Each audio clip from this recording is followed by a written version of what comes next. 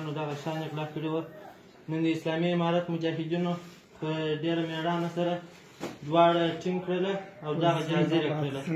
اوس به دوی تاسو خپل جریان بیان کړي چې دغه غلا د کومه ځای راوړي د کومه ځای څخه یې راوړي دي او څو نفره پکې شریکان وه. دا جریان به دوی خپله تاسو ته وایي. دغه پیسې چې دي دا د امنیت د اجناني سراج دی، دغه یو زوی دی. دغه پیسې د کوره سره ایستلې وې. ما ته راغلی، زه په کوټه کې بیده وم، ما ته یې راغلی دروازه یې راوټکوله چې ما پیسې پورته کړي دي، ته زما سره ځې که نه؟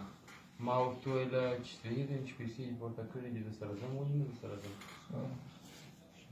د یو چا څخه موټرسایکل رانیولی و په 1.5 لک کلدار یې. په هغه موټرسایکله باندې موږ ولاړو زنداور دراوت ته، بیا زنداور ته ولاړو. د زنداوره څخه بیا دغه ته ولاړو هلمند ته. د هلمند څخه بیرته کندهار ته راغلو.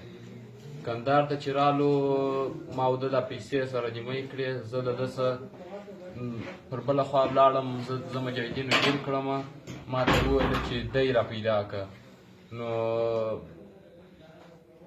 دی هم یو ورځ تېره شوه، دی ډېر شو. ته په کوم ځای کې مجاهدینو ټینګ کړې؟ زه د کوتلي مرچې سره د خپل اکا د کوره سره هلته تلمه، نو چې دوی پوښتنه راسه وکړه. اوس هم دغه نیمۍ پیسې ستا سره پیدا شوي دي؟ دغه نیمۍ روپۍ ما دغه حاجي صاحب ته ورکړي دي چې دا روپۍ ستا زوی ما ته راکړي دي. دغه دي روپۍ دي. مننه. اوس به ته خپل جریان راته بیان کړې چې تا دا پیسې څنګه راواخیستلې او په کوم حالت کې دې راواخیستلې، د کوره څخه دې څو پیسې دې راخیستې دي او پر کوم ځای باندې تا او دغه ستا ملګري لالا سره یو ځای شواست او څنګه مجاهدینو ټینګ کړاست؟ ویل ته پیسې راواخلې چې ولاړ شو یو هېواد ته ولاړ شو، دغه ته کابل ته دی ځای ته ولاړ شو. ما ته ویل هر وارې بیا راته ویل ته ما سوزونه وکړه پیسې راواخله. ما پیسې راواخیستلې، ده وویل ته ما په زنګ راوولې چې چېرې یم؟ ما پیسې راواخیستلې، د خپلو مخ ته درځم. برابر موټرسایکله راسپورټ کړو، راغلو زنداور. بیا رالو زنداور ته، بیا رالو هلمند ته. ته اوس مجاهدینو پر کوم ځای باندې ټینګ کړی دی؟ دا میرویس هوټل کې.